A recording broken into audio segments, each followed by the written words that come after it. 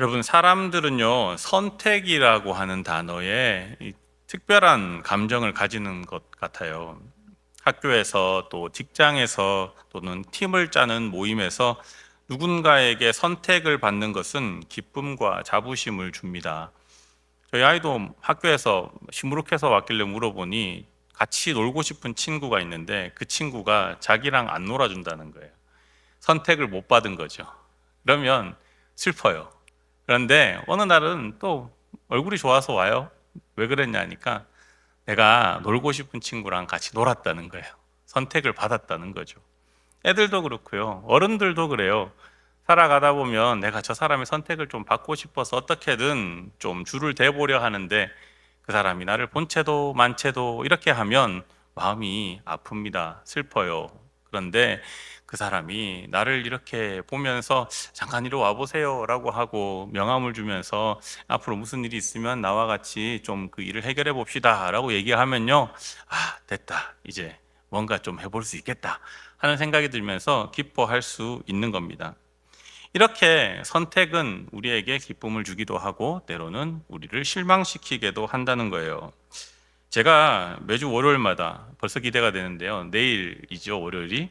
저녁 8시가 되면 유튜브에서 짜잔 하고 방송이 하나 나옵니다. 예전에는 JTBC라는 방송국에서 했던 프로그램, 전에 김영현 목사님 한번 소개했을 거예요. 최강야구라고. 그런데 그 야구 프로그램이 이제는 자체 방송으로 유튜브에서 하고 있어요. 이름을 불꽃 야구로 바꿨습니다. 그래서 이 프로그램을 보면 항상 이 오프닝 때 처음에 라커룸에 선수들이 전부 다 모이거든요. 근데 야구는 몇 명이 하죠? 투수, 포수 9명이죠. 예. 투수, 포수, 그리고 1루수, 2루수, 3루수, 유격수, 외야수 3명, 이렇게 하면 9명이거든요.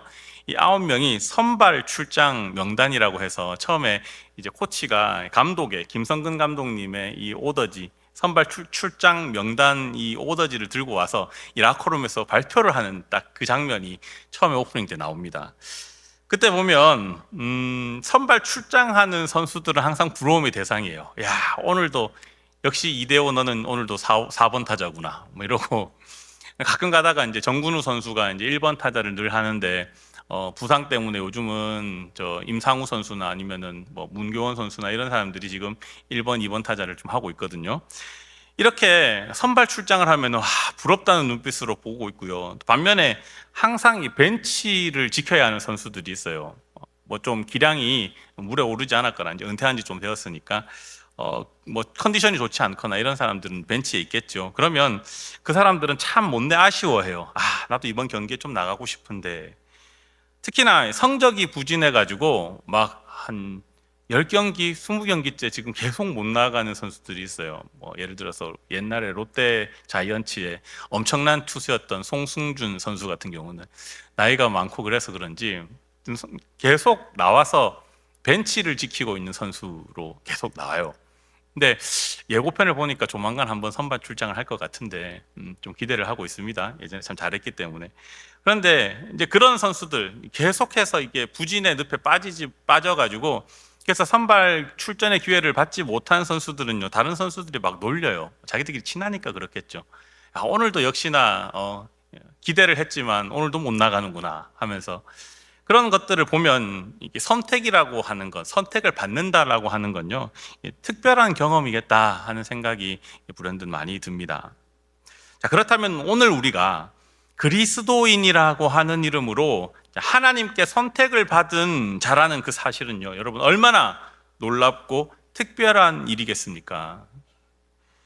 성경은 분명히 말합니다. 오늘 9절 말씀에 보면요, 너희는 뭐라고요? 택한 족속이요. 너희는 택한 족속이요. 그런데 문제는 내가 살아가는 현실에서 이 사실이 크게 대단하게 느껴지지 않는다는 거예요. 그리고 특별하게 느껴지지 않는다는 겁니다. 내가 하나님의 선택을 받았다라는 사실 때문에 늘 감격해서 살아가시는 분이 잘 없잖아요. 저도 사실은 그래요. 살아가는 삶을, 일상을 살다 보면 늘 반복되는 삶 속에서 그런 사실들에 대해 크게 의식하지 못하고 살아갈 때가 많은 게 사실입니다. 그런데 사실 알고 봤더니 하나님께서 나를 택하셨다는 그 엄청난 사실이 숨겨진 그 일들이 내 삶에 사실 있었더라는 거죠. 그리고 또 문제가 종종 있습니다. 뭐냐면 하나님이 선택을 하셨다는데 왜 나를? 이런 의문을 가지는 사람들이 있더라는 거예요. 그리고 그 질문에 명확하게 답을 하지 못합니다. 뭐 내가 특별히 착하기 때문에 하나님 나 선택했다 그러시나? 다른 사람보다 내가 유능하기 때문에 나를 택했다 그러시나? 아니면 내가 하나님께 뭔가 드릴 게 있으니까 그래서 나를 택했다고 그렇게 성경은 나에게 얘기하는 건가? 이런 생각을 하더라는 거죠. 자존심, 자기가 얘기할 때는 자존심이 아니죠. 자존감이라고 하죠. 내 자존감이 별로 높지 못하기 때문에 하나님께서 굳이 나를 택하실 이유가 있는가라는 생각이 들면서 하나님이 나를 택했다는 거 그거 혹시 나 말고 다른 사람 얘기하는 것 아니야?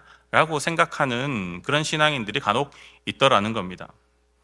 여러분, 그런데요, 하나님은 분명히 얘기하시는데 우리를 선택한 그 이유가 우리의 가진 어떤 조건 때문이 아니라고 말씀하세요. 오늘 우리 함께 읽어볼 말씀인데요, 신명기 7장 7절로부터 8절 말씀을 새번역 성경으로 우리 함께 읽어보겠습니다. 시작. 주님께서 당신들을 사랑하시고 택하신 것은 당신들이 다른 민족들보다 수가 더 많아서가 아닙니다. 오히려 당신들은 모든 민족 가운데서 수가 가장 적은 민족입니다. 그런데도 주님께서는 당신들을 사랑하시기 때문에 당신들 조상에게 맹세하신 그 약속을 지키시려고 강한 손으로 당신들을 이집트 왕 바로의 손에서 그 종살이 하던 집에서 이끌어내어 주신 겁니다. 아멘. 분명히 말씀은 우리에게 얘기하고 있어요. 하나님이 우리를 택하신 것은요, 하나님의 주권과 또한 하나님의 은혜라고 말입니다. 그러나 우리가 기억해야 할 것이 있어요. 하나님이 우리에게 은혜를 주실 때는 반드시 목적이 있기 때문이라는 거예요. 하나님은 아무 이유 없이 우리를 선택한 것이 아니라 분명한 이유와 목적을 가지고 선택하셨습니다. 물론 그 목적의 첫 번째는 우리가 구원받는 것이고요, 그 외에 하나님께서 우리를 택하사 하시고 싶으신 일이 있더라라는 얘기입니다. 오늘 말씀의 베드로는 박해와 고난 속에 있던 성도들에게 그 이유가 무엇인지에 대해서 밝히고 있는데요, 성도들이 자신들의 존재의 이유를 분명히 알아야 그 정체성을 잃지 않고 사명을 감당할 수 있기 때문입니다. 내가 왜 이 땅에 존재하고 내가 왜 살아가야 하는지, 그 삶이라고 하는 것이 하나님과 무슨 연관이 있으며 이 세상을 살아가는 나를 하나님이 왜 택하셔서 그리스도인으로 부르셨는지, 그것을 분명히 알고 있어야, 그래야 하나님이 내게 맡기신 그 사명을 잘 감당할 수 있기 때문이라는 거예요. 그래서 하나님께서 왜 하필이면 나를 택하셨는가, 이 질문에 대한 대답을 살펴보면서 우리 이 시간 함께 은혜를 나누기 원합니다. 그러면 하나님이 왜 나를 택하셨는가, 그 이유 첫 번째는요, 나를 통해 하나님의 집을 세우고 예배하기 위해서입니다. 자, 우리 한번 따라해 볼까요? 나를 통해 하나님의 집을 세우고 예배하기 위해서입니다. 4절을 우리 함께 읽겠습니다. 시작. 사람에게는 버림바가 되었으나 하나님께는 택하심을 입은 보배로운 산돌이신 예수께 나아가. 아멘. 이 말씀에서 예수님은 산돌이라고 얘기하고 있잖아요. 건축에서 이 돌은 기초가 되고요, 건물을 지탱해야 하는 중요한 역할을 합니다.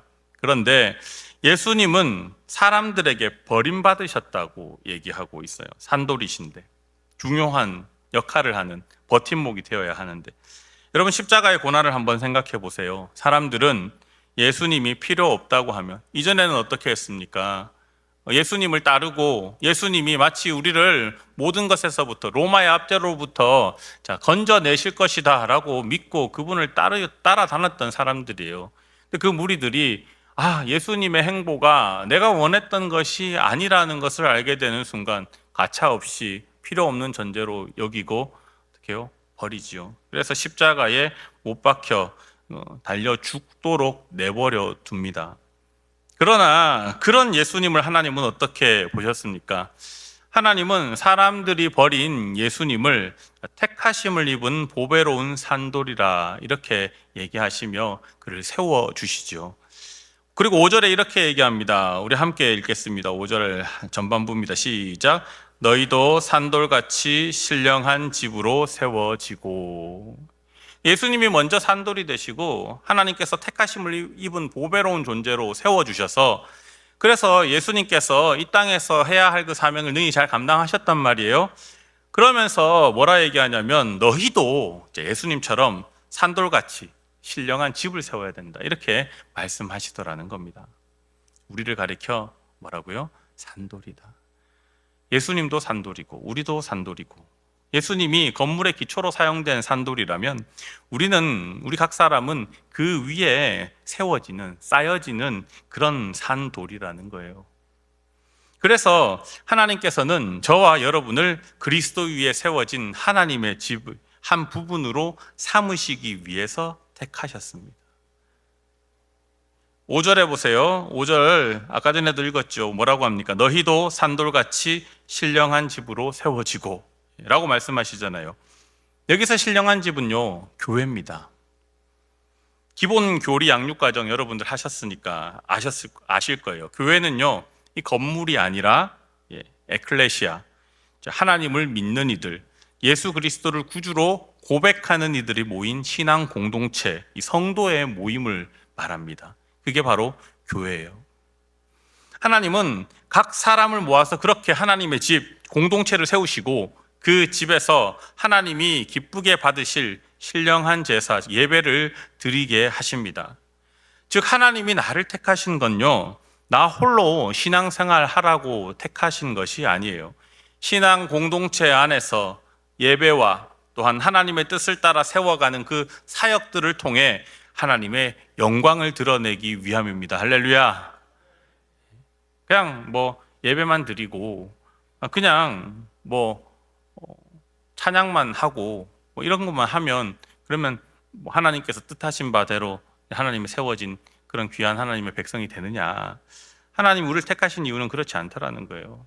간혹 어떤 이들은 종종 교회에 예배만 드리면, 더 나아가서 어떤 분들은 설교만 들으면 그날 예배 드린 거지 라고 이제 생각하시는 분들이 있는데요. 성경을 통해서 알게 된 교회는 내가 속한 곳이고, 더 나아가서 내가 만들어가는, 내가 구성하는 곳입니다. 내가 없으면 그 한 부분이 비는 거예요. 벽돌로다가, 그죠? 집을 짓는다고 생각을 해봅시다. 옛날에는 전부 다 그 중간에 구멍 2개 뚫린 거, 보로코. 보로코를 이렇게 쌓아서, 그래서 어떻게 해요? 시멘트로 보로코를 이렇게 쌓아가지고 어떻게 했습니까? 그래가지고 겉에다가 이제 페인트 칠하고 이래갖고 집을 만들었잖아요. 그럼 벽돌로 지은 집도 그래요. 벽돌을 하나하나 쌓아가지고 어떻게 합니까? 집을 만들죠. 벽을 만들고. 근데 그 중에 돌이 하나씩 빠졌다고 한번 생각을 해보세요. 그 돌 틈 사이로 바람도 불고 비도 들어치고, 그죠? 거기로 벌레도 들어오고, 그죠? 여러분, 내가 없으면 그 집의 한 부분이 빈다는 겁니다. 그러니 뭡니까? 하나님께서 저와 여러분을 택하셔서 이곳 우이동교회에서 함께 예배하게 하시고 또 함께 동역하게 하신 건요, 하나님의 집, 성전이 완성되도록 비어있는 부분을 채우시려는 하나님의 뜻입니다.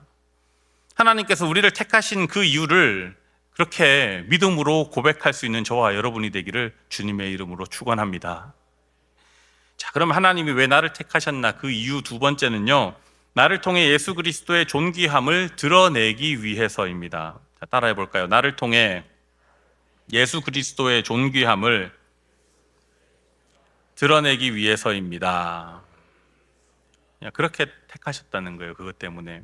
성경 말씀을 한번 읽어봅시다. 6절을 세 번역으로 한번 읽겠습니다. 시작. 성경에 이런 말씀이 있습니다. 보아라, 내가 골라낸 귀한 모퉁이 돌 하나를 시온에 둔다. 그를 믿는 사람은 결코 부끄러움을 당하지 않을 것이다. 아멘. 여러분, 이 말씀은요, 이사야 28장 16절 말씀을 인용한 구절이에요. 여기서 모퉁이 돌은 예수님을 가리킵니다. 영어로는 코너스톤이라고 하죠. 건물을 지을 때 제일 먼저 놓는 돌입니다.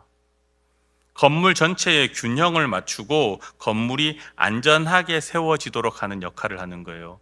처음으로 이 모퉁이 돌을 놓고 난 뒤에 벽을 세워가는 겁니다. 그래야 어디로 어떤 식으로 그 집을 만들어 갈지 알 수 있는 거거든요. 기준이 되는 거예요. 그리고 그렇게 해야만 안전하게 안전한 집을 지을 수 있는 겁니다. 그래서 이 건물의 핵심은 바로 이 코너스톤인 거죠. 우리 인생이 세워져 가는 건물과 같고요. 또 우리가 공동체를 이룬 이 교회는 마찬가지로 세워져 가는 건물이라고 한다면 예수님은 우리 인생을 그리고 우리 교회 공동체를 안정적으로 세워가는 중요한 역할을 하는 핵심입니다. 그래서 중심의 역할을 하는 예수님을 믿고 거기에 맞춰 각자 나란 돌을 놓아서 이 교회를 세워갈 때 교회는 안정적으로 서갈 수 있는 겁니다. 인생도 마찬가지죠. 그래서 하나님은 예수 그리스도를 택하셔서 보배로운 모퉁이 돌로 세우고 그리고 시온에 두셨다고 말씀하고 있죠. 그리고 난 뒤에 뭐라 합니까? 6절에 그를 믿는 자는 부끄러움을 당하지 아니하리라. 그렇게 말씀하세요. 우리는 예수님을 믿기 때문에 이 사실을 알고요, 또 인정합니다. 그래서 우리에게 예수님은 보배입니다. 할렐루야. 그런데 믿지 않는 사람들도 있단 말이에요. 믿는 우리에게는 예수님이 보배인데 너무 중요한 존재라는 거죠. 그런데 믿지 않는 사람들도 있단 말이에요. 그러면 그 사람들은 예수님을 보배가 아니라 뭐라고 얘기하느냐? 오늘 본문 7절, 8절을 함께 읽겠습니다. 시작. 그러므로 믿는 너희에게는 보배이나 믿지 아니하는 자에게는 건축자들이 버린 그 돌이 모퉁이의 머릿돌이 되고 또한 부딪히는 돌과 걸려 넘어지게 하는 바위가 되었다 하였느니라. 그들이 말씀을 순종하지 아니함으로 넘어지나니 이는 그들을 이렇게 정하신 것이라. 아멘. 믿지 않는 자들, 그들은 예수님을 건축자들이 버린 돌이라고 합니다. 왜 버립니까? 쓸모가 없으니까 버리겠죠. 그리고 부딪히는 돌이라고 해요. 자꾸 걸리는 겁니다. 그리고 뒤에 보면 거치는 반석이라고도 얘기하죠. 자꾸만 방해가 되는 존재다라고 세상에 믿지 않는 사람들은 예수 그리스도를 인식하고 생각한다는 겁니다. 왜 그렇습니까? 그들은 하나님의 말씀을 순종하지 않기 때문이에요. 순종할 전혀 그런 생각이 없는 겁니다. 하나님의 말씀대로 살아가면 내가 이 세상에서 손해보는 것이고 하나님의 말씀을 순종하면 나는 다른 사람들 위에 설 수가 없기 때문에 그래서 나는 하나님이 하신 그 말씀이 아무리 진리이고 그것이 아무리 좋은 말이라 하더라도 나는 그 말씀을 듣지 않겠어, 따르지 않겠어 라고 마음에 작정을 한 자들이기 때문에 그러니 그들은 예수님을 믿지 않는 사람이라 얘기하는 것이고 그들은 예수님의 가르침, 예수님의 말씀, 예수님의 존재 자체가 방해거리밖엔 되지 않는다고 얘기하는 거예요. 이사야 선지자는 예수님이 성소가 되시기도 하지만 이스라엘의 누군가에게는 거치는 돌도 되시고 걸리는 바위도 되시며 함정과 올가미도 된다라고 이미 얘기를 했습니다. 이사야의 말씀도 그렇지만 오늘 말씀에서 하나님은 그것은 그렇게 되도록 하나님께서 정해 놓으셨다라고 알려주고 계세요. 8절에 보면 뭐라 합니까? 이는 그들을 그렇게 정하신 것이라. 이를 통해 알 수 있는 건요, 세상 사람들은 예수님을 버린 돌 취급합니다. 하지만 저와 여러분 같은 성도는 우리 예수님을 가장 소중하게 여기며 그 존귀함을 말과 또 행동으로 드러내려고 애쓰지요. 나의 삶을 통해 예수 그리스도의 존귀함을 세상 가운데 드러내려고 한단 말이에요. 오늘 점심 먹고 난 뒤에도 새가족 양육 과정에 두 분의 성도님과 함께 이야기를 하고 나누었지만 예수 그리스도를 믿는 우리 그리스도인이 이 세상에서 어떻게 살아가야 할 것인가, 이게 그 양육 과정의 가장 마지막 단원이거든요. 하나님께서 죄인인 나를 살리시고 나를 구원하셔서 그 기쁨과 감격으로 가득 차 이제 구원의 확신을 가지고 살아가는 그리스도인이 예수 그리스도께서 가르치신 그 귀한 삶의 모양과 방법대로 그렇게 살아가려고 애쓰는 것이 우리 그리스도인이 가져야 할 삶의 태도다라고 이야기를 했습니다. 나의 삶을 통해 예수 그리스도 그분이 하신 삶의 과정이 너무나도 존귀하고 그분을 통해 우리가 새 생명을 얻었고, 그렇기에 나 또한 그분을 쫓아 이 땅에 있는 생명을 살리기 위해 나를 헌신할 수 있습니다 라고 고백하는 것이 그리스도인의 삶이라는 이야기인 거예요. 그래서 나의 삶을 통해 예수 그리스도의 존귀함을 세상 가운데 드러내려 하는 삶, 그것이 우리가 살아가야 하는 삶의 모습입니다. 내가 정직을 선택할 때요, 그리스도의 거룩함이 드러납니다.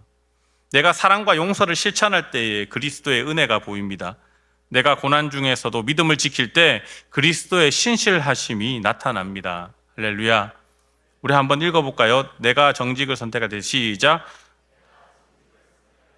그리스도의 거룩함이 드러납니다. 내가 사랑과 용서를 실천할 때 그리스도의 은혜가 보입니다. 내가 고난 중에도 믿음을 지킬 때 그리스도의 신실하심이 나타납니다. 여러분 꼭 기억하십시오. 그렇습니다. 성도는요, 그리스도의 존귀함을 드러내는 사람이라는 거예요. 하나님께서 저와 여러분을 택하신 건요, 내 인생을 통해서 세상 사람들이 예수 그리스도의 존귀함, 그분의 가치를 알게 하려 하시는 것임을 여러분 잊지 마시기를 바랍니다.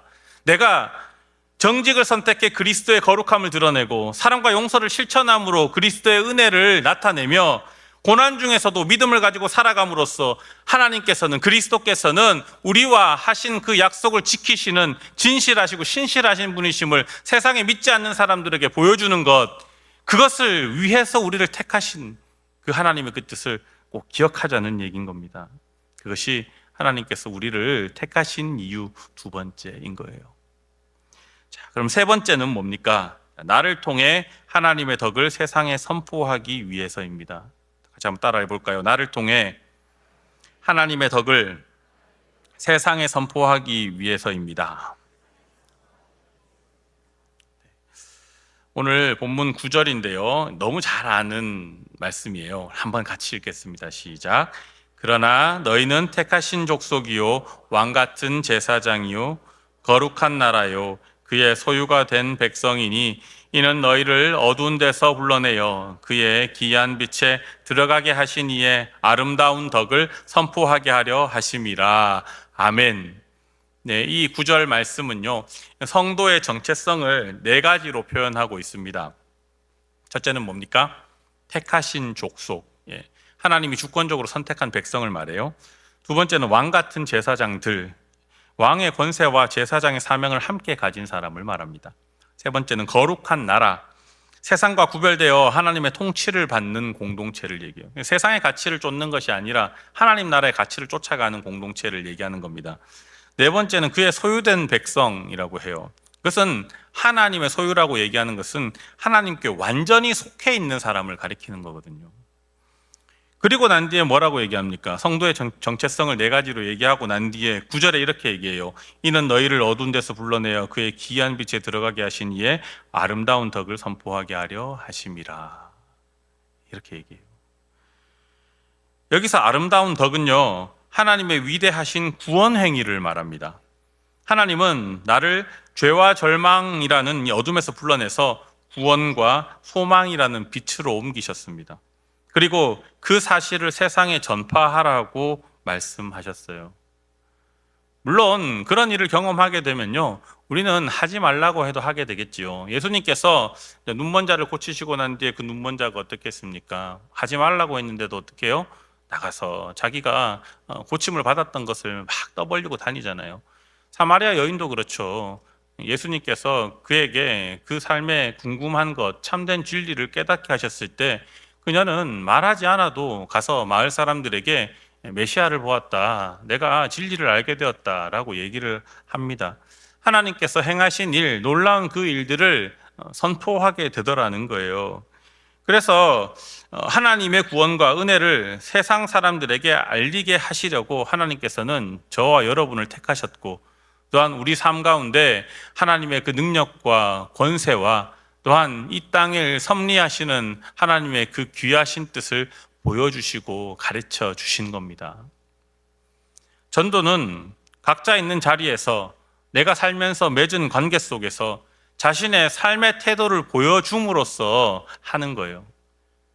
복음을 전하는 것은 말로만 아는 것이 아니라 내가 참된 그리스도인으로서 내 삶의 자리를 성실하게 살아내므로 너는 어떻게 그렇게 살 수 있느냐라는 그 질문에 내가 그리스도인이기 때문입니다라는 그 말로 그 모든 것이 가름되어질 수 있는 그런 거라는 얘기인 거예요.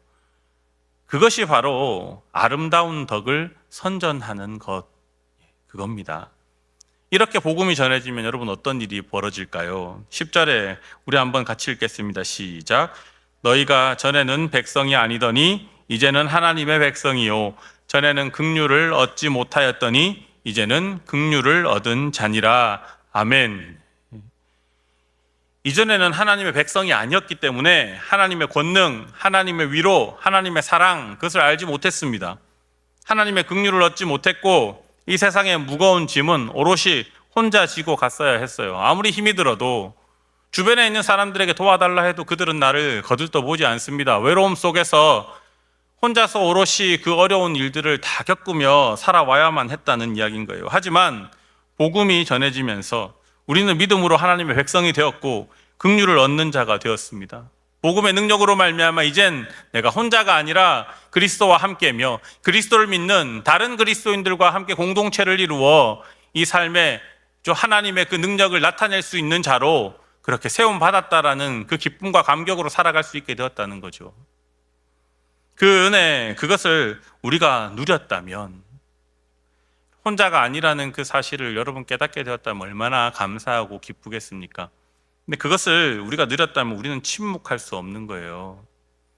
하나님께서 저와 여러분을 택하신 것은요, 우리에게 복음의 은혜를 허락하시고 그 은혜를 누린 우리가 하나님의 사랑, 하나님의 덕을 믿지 않는 이들에게 전하기 위함입니다. 간혹 그런 생각을 해요. 여러분 맛집 좋아하시잖아요. 근데 어떤 연예인이 그래요. 나만 알고 싶은 맛있는 식당이 있는데 이걸 내가 공개하게 되면 많은 사람들이 와서 그래서 줄을 서게 되면 나 너무 슬플 것 같아서 얘기할 수 없다. 얘기하지 못하겠다. 나만 알고 싶다. 여러분, 돈을 벌 수 있는 아주 좋은 방법이 있는데 다른 사람들이 다 그렇게 하면 내가 벌어들일 수 있는 것이 작으니까 나만 그렇게 하겠다 라고 하는 것이 세상의 논리고 세상의 관점이에요. 좋은 것을 나누려 하지 않습니다. 그런데 그 논리를 가지고 하나님의 은혜 그리고 복음의 능력을 얘기하면요, 이거 너무 좋은 거잖아. 그러면 나만 구원받아야지 라고 생각할 수가 있을 거예요. 그런데 하나님은 그것을 원하지 않습니다. 나누라고 하세요. 하나님, 그러면 그 기쁨과 그 감격과 그것으로 인해 내가 누리게 될 소중한 것들은 하나님 나는 못 받게 될 수도 있잖아요. 싫어요. 그런데 하나님은 뭐라고 얘기하시느냐면 내가 가진 것이 그것밖에 되지 않는 것 같아 보이느냐라고 얘기하실 거예요. 수없이 많은 것, 이 땅의 모든 것, 아무것도 없는 것에서 그죠? 소중한 것들을 다 창조하신 그분이 바로 우리 하나님이십니다. 그분이 우리에게 구원의 기쁨과 감격을 주시겠다고 하실 때 그것은 몇몇 사람이 나누고 사라져버리는 그런 것이 아니라 이 세상의 모든 사람들이 다 그 구원의 기쁨을 누리고 난 이후에도 12광주리가 남는 오병이어의 기적 같은 것이라는 얘기인 거예요. 그러니 그것을 아껴둘 필요가 있겠느냐는 이야기인 거죠. 그래서 우리는 하나님께서 우리에게 주신 그 구원의 기쁨과 감격, 하나님의 그 귀하신 덕을 널리 전하는 사람이 되어야 한다는 겁니다. 그것을 위해 하나님이 우리를 선택하셨다. 그 사실을 잊지 않고 그렇게 신앙생활 하시기를 주님의 이름으로 축원합니다. 결론을 맺겠습니다. 사랑하는 성도 여러분, 오늘 우리는 하나님이 나를 택하신 이유 3가지를 살펴보았어요. 자, 하나님의 집, 교회를 세우고 예배하게 하시려고. 2번째는 예수 그리스도의 존귀함을 드러내게 하시려고. 3번째는 하나님의 덕을 세상에 선포하게 하시려고. 자, 이 모든 3가지 이유의 공통점이 있는데 그것은요, 나 자신을 위한 것이 아니라 하나님의 영광을 위한 겁니다. 하나님이 나를 택하신 이유는요, 내가 잘 먹고 잘 사는 데만 목적이 있는 것이 아니에요. 물론 하나님의 택함을 받은 우리는 이 땅에서 잘 먹고 잘 살 수 있습니다. 하나님의 뜻이 이루어지는 곳, 하나님 나라에서 모두가 행복하기 때문이에요. 그런 면에서 하나님의 선택은 하나님의 나라를 세우고 그리스도를 높이며 복음을 전하는 데 있습니다. 이 사실을 깨닫게 되면 우리 신앙의 중심이 내가 아니라 하나님이 되는 거예요. 그리고 왜 사는가라고 하는 그 질문에 절대 흔들리지 않을 수 있게 됩니다. 참된 가치를 쫓아서 끝까지 내가 그것을 따라 살아갈 수 있다는 얘기인 거예요. 하나님이 원하시는 것이 무엇인지 분명히 알기 때문에 하나님이 우리를 사랑하셔서 나뿐만 아니라 이 세상에 존재하는 모든 이들이 다 주님 안에 행복하기를 원하신다는 것을 알고 구원받기를 원하신다는 것을 알고 모두가 그것을 나누기를 소망하며 그렇게 살아간다면 그곳이 바로 하나님 나라가 되는 겁니다. 교회 안에서 한 지체로서 예배와 사역을 세워가고 세상 속에서는 그리스도의 존귀함을 지키며 모든 자리에서 복음을 전파하는 사명자로 살아갈 수 있는 저와 여러분 되기를 주님의 이름으로 축원합니다.